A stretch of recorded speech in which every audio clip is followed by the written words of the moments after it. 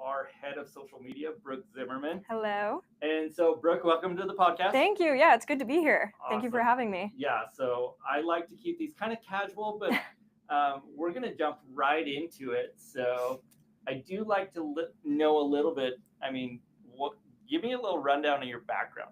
How did Totally. you get to where you're at today? Yeah, that's a great question. And we love this story. We love to tell the story of how I found Omada and how you guys found me. But I started in real estate when I was 18 or 19. I was a personal assistant for a real estate agent, and he had me running some of the creative side of stuff, but mostly I was doing postcards and like actual creation of like graphics and not actually posting because he was really old fashioned, and so he didn't want any social media. And then I became a real estate photographer, and I was doing freelance, and I began running the Instagram and the social media for that company. And then because of my experience in social media and real estate and everything like that, I saw a listing for a job with Omada. Yeah.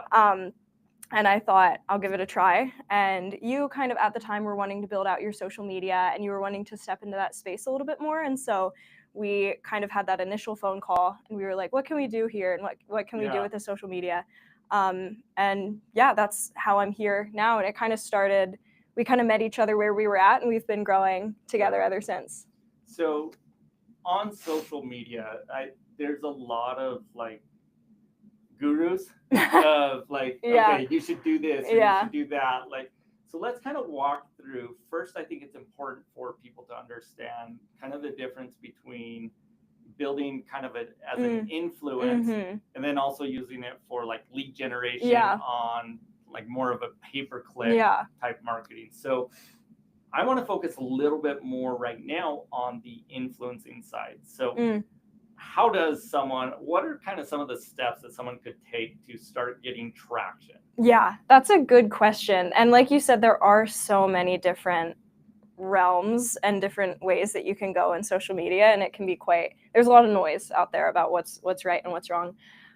In terms of the influencing space, it's really important to decide the personal brand that you want to have, because I think it works best for influencers to just be one personality. We like to grab on and to connect with one specific personality, and so it's harder if you're a business to kind of be that influencer if you don't have one personality being the star of the show, if you will.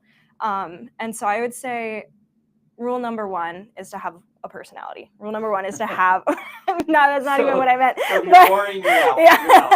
is to have your one person that people are going to gravitate to and learn about and try to kind of connect with. If they don't have a personality, then good luck. But yeah, so I would say rule number one is to just decide kind of what your talent, your personality, and everything like that is going to be, kind of what your niche is. And then the second one is to just start creating content. We always say start creating content and then focus on creating good content, because it's more important to start and figure out what works and gets traction than to never start at all and never start posting. So those are kind of my two. For anyone looking to get started, decide your path, decide like what your personality is going to be, and then just start making content is kind of what I would say. Did that answer that question? Yeah, for sure. I mean, I think you hit it as far as like, I think sometimes people bounce around on what they're trying to be. And so on social media, really people go to social media, I think, for two main reasons. And one would be education, and the other would be entertainment. And honestly, most people go for entertainment.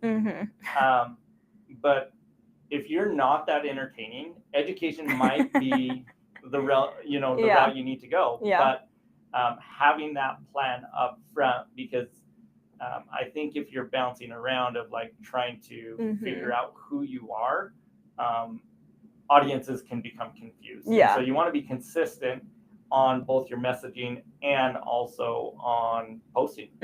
And so with posting, do you have a platform that you say, okay, like in social media, you need to be on this platform? Oh man, all of them.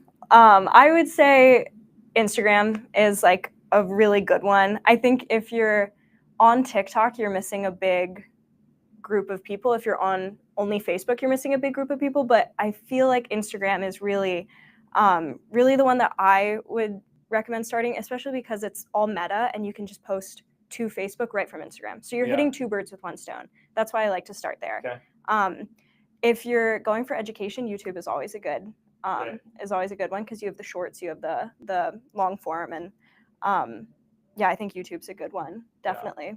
I think for me, I would first say the one you'll use, right? The one that you'll go out and actually post. Totally. So that would be good, right? So if you're a constant Facebook user, start on Facebook. But better would be, okay, let's figure out, honestly, a way to get on all of them. Yes, especially with Meta, it's super easy to post across all the platforms. It's also very easy to duplicate. Let's post it here, let's post it on YouTube, and just get it out on all the platforms. But I would agree with you that you need to be on Instagram. Honestly, that's a little bit has been a struggle for me. You don't like Instagram. I feel like Facebook's platform, but that's what I grew up on, right? My social media started with Facebook. Yeah. And so that's what I know. It's easier. Yeah. But I'm learning. Yeah, you are learning. You're learning with a lot of help. So if you're, and I think the other thing is going back to that personality of knowing what you're trying to accomplish. So it's different if you're trying to sell a product or if you're trying to build a brand name, or are you just building trust, right? So if you're a personal brand, as we are as real estate agents, I think it's okay to also just put things out there that are going to build trust for me personally. So that when people look me up, it's like, okay, am I okay working with this person? And so I don't think it should be all about business. Absolutely. But what are your thoughts kind of on? Absolutely. This is what I harp on all the time with our agents is that because people will download Instagram or any social media and think, okay, I'm trying to become an influencer. I'm trying to become like these personalities that I see that have 1 million followers. And one with that, I say, you don't have the time. You don't have the time to be like those people. If you do, then absolutely you should go for it. And if that's what you want to do. But social media, there's so many other ways to use social media than to just try to become an influencer and gain 1 million followers. Because like you said, you have the ability to build trust with social media. You have the ability to build your brand, it's a platform for people to find out what you're like as a person. It's like LinkedIn is another one. That's just great for creating that kind of identity online for people to be able to check you out on. So I absolutely agree with you that it shouldn't just be about trying to create content that will gain you 1 million followers, because the content that you create, honestly, to try to gain 1 million followers is probably not going to be the same content that's going to build a lot of trust with your clients if that's going to be your main goal. And so because the content that you create to try to become an influencer is probably going to be along the lines of sillier, goofier, kind of a little bit out there, a little bit more avant-garde. Yeah. Whereas if you're just trying to build trust and build your brand image, you're going to want to show yourself as a professional, and you're going to want to do more educational stuff like that. So I absolutely agree. It doesn't have to be you're just trying to gain 1 million followers. Yeah.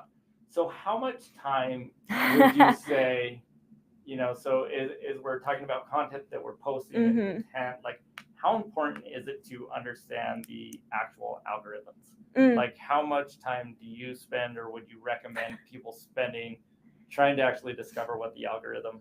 Yeah, that's a good question. That's the question. I think we don't have to talk about how much time I spend on social media. I think, again, like you said, in terms of what social media should I use, the one that you're going to use, I think that your cadence should be the one that you can stick with. 8 hours a day is not a feasible amount of time to spend on social media, but some of us do it.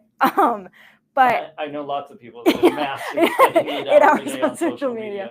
And I don't even do that, and social media is my job. Thank goodness I don't have to spend 8 hours on social media.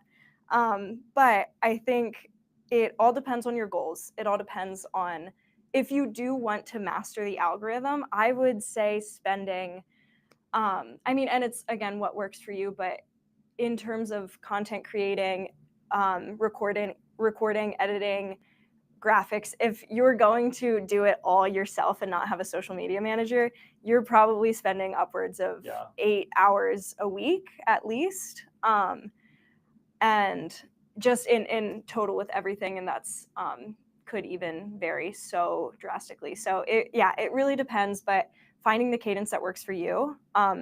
In terms of understanding the algorithm, posting multiple times a day is what works. Like, that's what Meta has come out and said, that's what works. Definitely being consistent, the cadence that your audience can expect is really important. So posting multiple times a day. But again, if you're going to get burnt out and you're not going to post on social media, then don't do that. So, yeah, I thought it was interesting. So I actually went to a training, right? Yeah. It was done by Meta.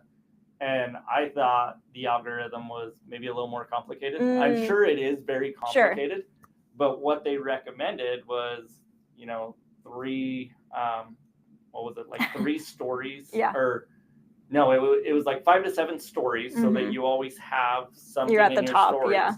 But they said really focus on Reels. That Reels are kind of what's being viewed the most right now. And they said 3 Reels a day, which, kind of feels like a lot to start out with. That does feel like a lot, right? Yeah. And so really what I'm trying to say all through this was it was being consistent. It was like a post a day, 3 Reels a day, and then keep 5 to 7 stories going at all times. They also said you don't want to overwhelm people with stories or they'll just click past you. Yeah. But what that does is it allows people to have the opportunity to start engaging with you. I look at it, I love basketball. It's like putting up the shots. You're more likely to make more baskets if you take more shots, right? And so on that, I don't know that there's any one thing that makes a post go viral, right? But what it is the engagement. If people are engaging, then the platforms are like, oh, this is something that people are going to interact with. And so they deliver it more often. And so it's just, it really is posting the content. And if you're not posting good content, like that's where number one step is to create the consistency. But if you've been doing, I love that one of the trainings I went to, he's like, if you've been doing it for 7 years and your videos are still only getting 2 to 3 views, you're probably posting bad content. Yeah, it's your content for sure, because you've tried the consistency. Yeah, so if you've been consistent for a long time and you're still only getting 2 to 3 views, we probably should look at the content strategy. Totally, absolutely. So what about, and this goes to a little bit of the content. So I've seen, I think people, interact with animals fairly well, right? But I've seen businesses that'll post like dogs and cats and things like that, and it has nothing to do with them. And I'm like, why does I don't feel like that's a good strategy, even though you might be getting some engagement. Like it's not, I don't know, it doesn't feel to me, and so correct me if I'm wrong, but it doesn't feel like that's actually doing anything for their business. Totally. And again, I think it all comes back to their goal, or maybe even their understanding of the algorithm and kind of their understanding of what their ultimate goal is with social media. So I think that it's easy to look at the viral tactics that people use and be like, oh, I should be doing that. But again, it's if your goals aren't aligned with those other people who are doing the same thing, then your audience is going to be confused. You're not going to be gaining the type of people and the type of audience that you're wanting, because all you're trying to do is get views. And it can be with anything like animals or like I mentioned, like kind of avant-garde, bizarre content is like a really good way to get views, but you're attracting people that you would never actually want to do business with. And so from our lens as real estate agents, like we want to attract leads, we want to attract people who are actually going to buy homes, but the people who are attracted to the animal content and everything might be like 12-year-olds online, and so they're not going to be buying a home. So it is, if you're just solely trying to get views and you don't care about your audience, but you don't care about the demographic of people that you're trying to attract, then by all means post your kittens and your dogs that have nothing to do with your nothing to do with your business. But where we're trying to build trust, our strategy is going to be much different, and we're going to try to actually do stuff that's pertinent to our business. Right. Yeah. And that, I mean, so that I think of, one person that's out there, and they were actually on the news, and this person has tons and tons of followers, and their content is hilarious. Yeah. But I actually did look them up online, and in a year period, they had done 3 real estate transactions. So obviously, again, I don't do social media to try to get paid from it. That's a whole nother category, right? Yeah. And so know your end expectation. If you are looking to get paid from social media, then you're going to do things that are attracting as many followers that you can. Totally. Getting the view time and the exposure. But if you're looking to build credibility and trust, making fun of your own product may not be the best way to gain trust, because it's like, oh, that was entertaining. Now I'm going to go to the guy that talks about education, talks about different things that may get better traction. And it may not. That's the other thing, is it just depends. Ultimately, especially in our space, people are judging you of, do I want to work with them? Yeah. And so there is you have to make sure you're not being offensive and, different things like that. Well, and I think that goes back to what I was saying of, you just don't have the time. If you're going to get paid from social media, you're going to have to treat it like a job, and you're going to have to invest the time. So if you're trying to do real estate full-time and make that your full-time job and get paid $100K a year, but you also want to get paid $100K a year from social media, that's 2 full-time jobs. You're now working 80 hours, 100 hours a week. So good luck. Yeah. Well, that was, so again, I go to probably way too many trainings, but I went to another training that was on YouTube, right? And it was an agent that had a very, very successful YouTube business. Yeah. And so everyone's like, oh, I want to go to this class to learn the secret. Yeah. They spent 8 to 10 hours on recording, doing content, and they actually had a team as well. Absolutely. And they were still doing it. It was a full-time job, and it was almost like real estate was second. They would go on the appointments, but after they would take, the listing or work with the buyer, they actually had a team that really serviced the listing side. Wow. And they were constantly, on location doing filming and then turning it over to the editing. They were spending time in the creative. And so it really opened my eyes of you can definitely be a full-time social media agent, but that is your job. Yes. Is social media. Exactly. And so that kind of opened my eyes of okay, and they've been doing that for over 5 years now. Yeah. And it was no, the first couple of years I didn't get any business from it. You're not making money. They were dedicated to it, and they continue to put in that time every single week. Yeah. So if you don't have the time to do that, how do I fit in still being relevant on social media that I'm posting enough? Are there any, hacks or technology or anything that you recommend that people use? That's a great question. I do have a few tips, and I'm glad that you asked. I would say, 1, just try to post once a day. But again, find the cadence that works for you. But I like to post reels every other day, and then do carousels, so picture posts on the off days, so that because reels are so time consuming, so I kind of spread those out if my agent doesn't have enough time to be posting reels once a day. We also try to film everything in 2 days, so 1 or 2 days you're filming the bulk of your content, doing outfit changes so that it looks like it's 2 separate days. And you're getting everything ready the week or 2 prior, so that you're not trying to play catch up if you miss a day, but you have everything already scheduled out for that week. So are there any tools that you use or you recommend to be able to schedule out so that it's automatically posted? Just Meta. It allows you to schedule the posts. And so you can go in if you're making a post, and it'll just say schedule this post, and you can schedule it out months and months in advance. Okay, so you don't even have to go off the platform. You don't know. Anymore. Yeah, you don't have to download a separate app. Shows you how much right? Yeah, that's been here for a while. Yeah. So yeah, you can schedule it on Instagram or Facebook. And yeah, it'll post for you that week. Another thing that I like to do is like I said, have those carousels ready, but have them kind of pertinent to the content that you're making. So if you have a reel that's about home value, your next carousel is going to be also about home value, so that your audience is always seeing that topic. Even if they miss a reel, they're going to see it in the carousel.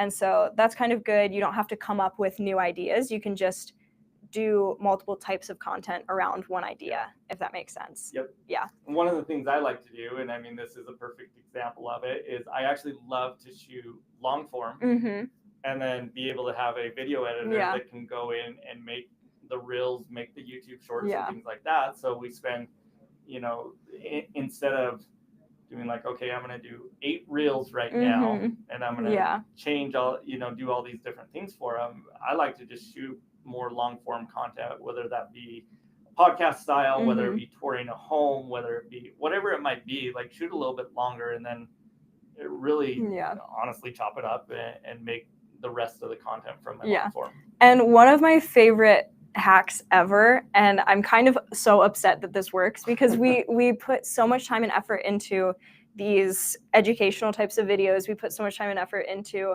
the like talking straight to the camera, and oftentimes a lot of my best videos that perform the best are the just B-roll footage that I put a sound over and then put some words on top, and it takes me the least amount of time, and it's what does the best. And that's a really good way to use content that you already have. You don't need to film more content, and you're just using B-roll type footage, putting a trending audio over it and putting some words on it. And it can still be educational. It can still show that you know your stuff, but it doesn't take a lot of time. And so I think a lot of people overthink it, and they think that I have to sit down and I have to be staring at a camera and giving you a market update. And it's like, just use some B-roll, put a trending audio over it, and you'll probably do better, unfortunately, than the audio of you talking about market updates. But that still has its place. Like, that's still a good thing to do. Yeah. But sometimes gaining traction is also helpful. So. Yeah. So I want to touch on market updates, and this is kind of just out of the blue. I think it's definitely important that as a real estate agent that we make sure that we can demonstrate our expertise, right? Understand that most people don't care. And so I'll be honest, like for me, those are my lowest views. Oh yeah. But people that are in the market, like it is still good to do them. But again, if that is all you're doing is talking about interest rates and things like that, like then you probably want to look at your audience of like, okay, if I'm going to be an economist, like I probably need to be marketing to, who is my audience and how do I essentially monetize that? Because most homeowners, like they just want to know, how's the market doing? Is it good for me right now? Like, and they don't care about it unless they are actually doing a transaction right now. It still can bring credibility, but bring some human touch to your content. Make it entertaining. What my recommendation would be. Let's flip a little bit and now talk about a little bit more of the other side of social media, which is, and honestly, even the organic stuff you're able to now pay and boost and things like that. But on the lead generation side, how is that different if I'm trying to go for a direct ROI by putting something out there that has a call to action and paying and wanting to get people to actually register for something? Like, how does the strategy change? Yeah, that's a good question. It's totally different because you want to, where before we were posting just for credibility, trust, and everything like that, now we're marketing ourselves to receive those leads and hopefully have an ROI. I would say, one, set your expectations. You might not get a deal from your $3 paid ad, and that's okay. Because you might get some views, you might get some follows, and maybe down the line in 5 years, one of your followers that found you from that ad will then transact, and you'll get your return on your $3. But I think that people think that if they put in, $3, $15, $50 to this video, that they're gonna get 1 million views, and it just doesn't work that way. And so it will boost it, and it will give you some comments, it will give you some new followers maybe, but it's you have to play the long-term strategy. And so you have to be you have to know which videos to boost. They have to, have that call to action, because if people see it and there's no call to action, they're just going to keep swiping. And they probably will keep swiping anyway, because no one really wants to be sold. And so I also have trouble even with paid ads, because it really does have to be very specific, and it has to have a good hook. It has to have a good call to action, and it has to make people believe that it's worth their while to give their information or to call or to do whatever. And so it can be a good way to reach an audience, and just know that not everyone wants to buy or sell a house right now. And so you are kind of marketing to a very specific group of people, and it's a long-term game, I would also say, is a piece of advice that I would give, is that you're playing the long-term game. But in terms of strategy, just know the time period that you're wanting to market it in. And so like if you're having a promotion or if you're having a sale or something, you're gonna want to market it before that happens to gain traction. And there's a few different things. And I would say, like, for us, real estate is completely different than maybe, things that I've seen that have been very successful, or people that are doing like supplements or doing clothing. And maybe I'm just, disclosing what's hooked me, right? Like, okay, I'm browsing, and now all of a sudden it's like, oh, I can be Superman if I take this, magic pill. But as real estate, like, we have to understand that most people are very intentional about when they go to buy a home. And so if you're catching people in a scroll and you're providing maybe something that they are going to download, some type of offering, they're probably going to be top of funnel. And what that means is they're probably not actively in the market right now. Now, you might get someone that is. It's not to say that they won't be, but most of your social media leads are you're capturing their information so that you can stay in touch with them, so that when they are ready to transact, they'll use you. But as far as the hooks that work in real estate, it are things like, repairs that give you the most return on your investment. Right? That person may or may not be ready to go, but they are learning and seeing you as an expert. And so I think just tailoring your expectation as well, of like, if you're going to run, a big one is view all available homes. Like just a normal carousel of homes for sale. Most of the people that we find that we talk to, it's still a good conversation, but they were like, oh, I really liked the front yard, or I really liked the kitchen. Like, there was something about the home that got them to click. They wanted to see the picture. They were willing to give you their information. More than likely, they weren't actually looking for homes, because they were in a desk scroll anyway. Exactly. And so I think just understanding, like, okay, now that I have someone's information, what do I do? Because they also aren't looking for a high intense salesperson to now be giving them a call because they like the kitchen. Right? Totally. I mean, you go to Pinterest, there's full boards of kitchens, and they're not expecting a call. I mean, Pinterest would go out of business if every time you like a product, you got a call, someone gave you a call, right? And so understand that the way these people, want to be communicated with is probably different than someone that went on Google, search real estate agent, in whatever area, registered to receive a call. Totally. I mean, that person's now expecting it, but someone that just wanted photos, like, they're probably actually going to be super annoyed. To be honest. Absolutely. That's a good tip, is know your audience and know that your audiences are going to be different depending on the type of ad that you're running. And I did want to mention, because you brought up like the 5 kitchen remodels that give you a return or something. That's a really good one, and people really like to know about their home. They really like to know about DIY. Not many people are going to stop their scroll for a video that's like, call a real estate agent now to get a free like buyer's consultation, or call a real estate agent now to get to see your home's value. Like, that's probably not going to stop people as much as something that actually gives them value in terms of like a DIY or something like that. So knowing what people are interested in when they're on social media. And then I would say, like, taking the time to actually analyze the results of your posts. Are there any like KPIs that you look for to say this was a successful post? For an ad or for a post? Let's go both. Both. Talk okay. About each one. Yeah. So I will say, when your ads are going to perform much differently typically than your posts, because your posts have a different you have a different need for them. And so KPIs for posts, I like to look at watch time actually to see like when people dropped off, like when people kept scrolling, because views are good. Views can show you like how many people saw it, but actually watch time, if people stayed for the whole video, that's a really successful post, and that never happens. But if people stayed for the first 3 seconds, it's like, okay, I had a really good hook, and then my content was really boring for them. So I think watch time and seeing when people dropped off is a really good one that I like to look at.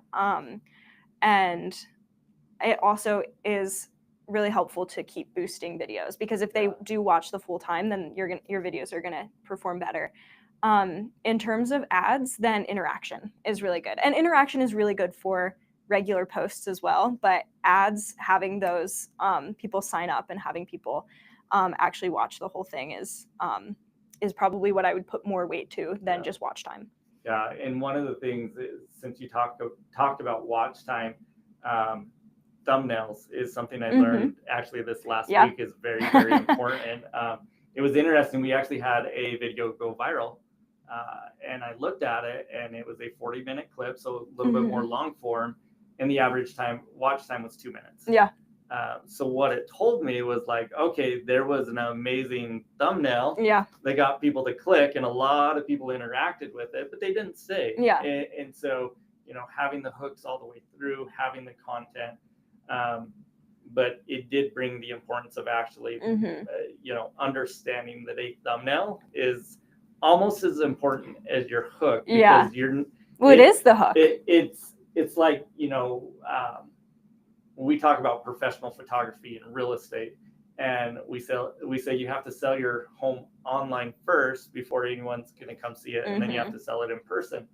And so it kind of made me realize, like, okay, social media is the same thing. Like, we have to get them to click before they're going to view anything else. So the thumbnail is actually very, very important. And honestly, before this last week, I hadn't given much thought to like, what is the actual thumbnail that I'm posting. Totally. Yeah. Thumbnail is super important. Because think about how a lot of people do find content is from the explore page, and all you're seeing on the explore page is the thumbnail. And so you have to get them to click on that. Okay. Yeah. That one for me, I was like, oh, like, cool, my video went viral. It was an amazing video. And then it's like, they stayed for 2 minutes. Thumbnail. Right? That could still be a compliment. They saw, were you on the thumbnail? I was. Okay, there you go. That's a compliment then. It was probably my guess more than me. What are some other, like, so let's look at kind of actionable items. So if we were to give a very short playbook of, social media, starting out in social media. So first thing, I guess I would say you need to have your account, right? Or accounts. Yeah. Is it important to have them all named the same across all the platforms? Short answer, yeah. Yes. Yeah, you want to be, I'll keep it short. I have some other thoughts on it. But so I would say having, accounts on all the platforms, having the name be consistent across the platforms. And then starting to post consistently, right? And then from there, evaluate. And I would say and now I'm taking a step backwards. When you're doing anything that is paid, and even free content as well, I like to run A/B tests constantly. Yeah. And that's where I'm like, okay, even doing, maybe 4 ads at the same time and saying which one is performing the best. And then the next week we remove the poor performers. We introduce new ones. Okay, did anything outperform the other ones? And that's how we can constantly improve. Yeah. Just always be testing what is the audience interacting with, what is getting people to maybe sign up if you're offering a sign up. But any thoughts on, like, I guess, content strategy on making sure you improve your content? Yeah, totally. Even if you're not running ads and doing those A/B testings, you can still look at your look at your KPIs, look at your what the algorithm is telling you, and your interactions. And so real views, REEL, not REAL views, real views, like the views on your reels, is a good indicator of which videos are doing well. Your reels are going to probably perform better than your carousels. And so if you see that your reel gets 2,000 views and your carousel got 100, it doesn't mean that you should stop posting carousels, but maybe post less, or maybe put more time into improving your carousels while keeping your reels kind of consistent to that. Same thing like what you said, if you have a reel that gets 100 views and a reel that gets 2,000, try to keep doing what the 2,000 viewed reel kind of has. But I would say just follow what the likes are telling you. Okay. Yeah. Do you have any do nots? Like, do not do this. Oh my gosh, that's so many. Do not only post one type of content. Do not only do one type of post, but also one type of content. So do not only post reels. Do not only post stories. Have a well-rounded amount of content and a diverse amount of content. So like reels, posts, stories, everything like that. Do not only post one type of thing. If you're going to post boring stuff, like objectively boring stuff, like market updates and data and statistics, mix it in. Post it immediately after you post a really entertaining video so that people are drawn to that. So I would say kind of sandwich it. But if you're getting a lot of traction from an entertaining video and then you immediately post a really boring one, you could stand to lose some traction from that video. And so really that's where the testing comes in, and just see which is performing. And again, follow your content strategy and know your long term, and be okay with maybe not gaining 1 million followers, because that's not what your goal is. But in terms of do not, I would say those, and do not stop posting. If you have one reel that gets 2 views, just keep posting. You'll get more views. And then would you say, so this one I kind of have, I'll be honest, a little bit of mixed feelings on. Okay, I'm excited. Politics and religion. Ooh. And so I would say as a whole, don't post about politics and religion. However, if you're okay alienating people, right, you could still connect. Like, so if your goal is just to connect with a small group of people, or you're like, hey, I only want to work with people that have this type of views, then I guess go ahead and post it, right? Absolutely. But you will be judged by what you post. And so kind of my feeling is I'm looking to build trust through my social media. So I'm not going to openly, I'm not going to go fight someone. Like, I'm not going to probably post, and I'm also not going to go fight someone on their page. Like, and so I just believe that, like, on that, like, I have my views and I'm going to live my life accordingly. But I'm not necessarily going to openly post my opinion about everything. I don't know if you feel any different on that one. Totally. I love this conversation. I think, again, this entire conversation, I keep going back to, it depends what your goal with social media is. That's the whole overarching lesson for this whole podcast. But if you are trying to get 1 million followers and find your niche, and you only want to work with a group of people that align with your views, then absolutely you can share it. And I think also a lot of people will just be able to see, like, that their views align with you if you are posting as a personality. And so if it's everything about yourself and you're trying to be that influencer, people are going to be able to kind of guess. But if you're just trying to build a brand and trying to build trust, don't get political. Don't do that. Because it's going to alienate people. It's going to turn people off and away from your page. I would say don't do that. Definitely, we live in a day and age with a digital footprint. And I run personal pages for a lot of other people, for myself, for my brand. And I will never like a post or a comment or anything. It can feel like it's buried. It can feel like no one will see it. But anything that is remotely political, anything that's remotely hateful or anything like that, I never like it because someone will find it and it will be able to ruin your reputation. They'll screenshot it and someday. Yes, exactly. And so even if it was so long ago, just trying to stay at a place of neutrality if that's your goal. Right. If you're trying to... Yeah, there's people that have made lots of money Exactly. off of being very polar. Super, right? Yes, yeah. And that's kind of, at that point, you're trying to engage with a different audience. And so it's about knowing your platform and your audience and everything like that. But yeah, I would say don't even, if you want to stay neutral, a good rule of thumb is don't even like any videos. Just don't like them. Yeah, that's a good question. Okay, so last thing, well, I guess, what did we miss? Anything that we missed to wrap up with, man. or any parting advice on social media?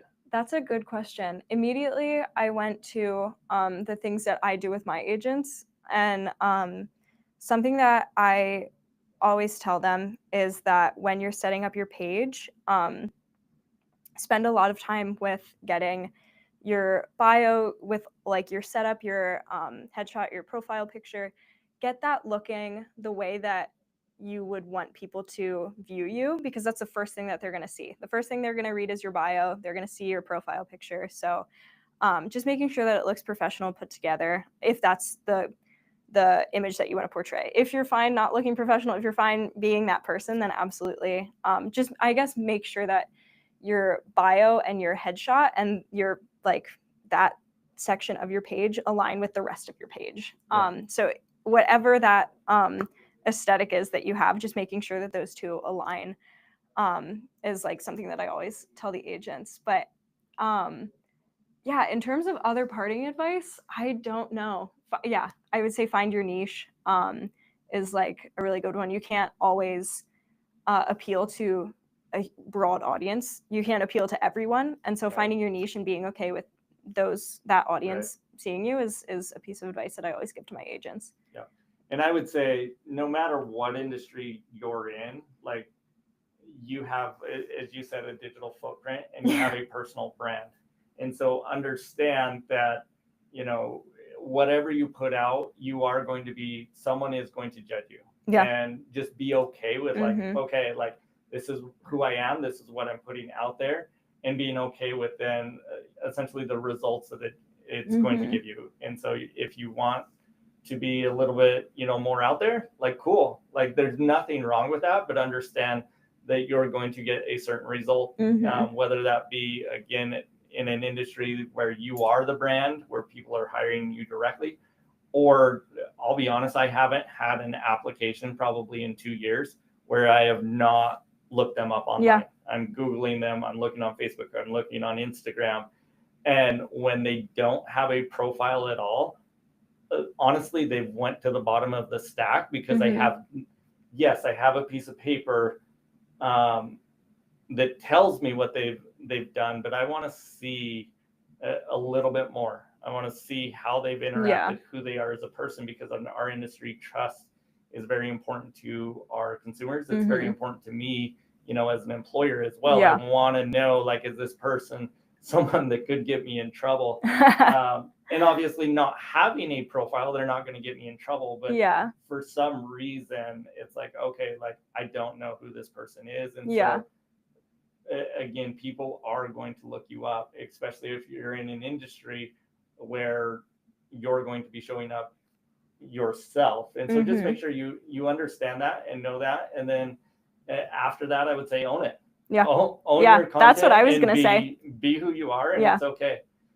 Okay. So last words of advice. What's your best life advice? So not just social media. Oh my goodness. Like, what's kind of your go-to? Like, this is either a quote you love or even just advice you've received, because you've accomplished a lot for you.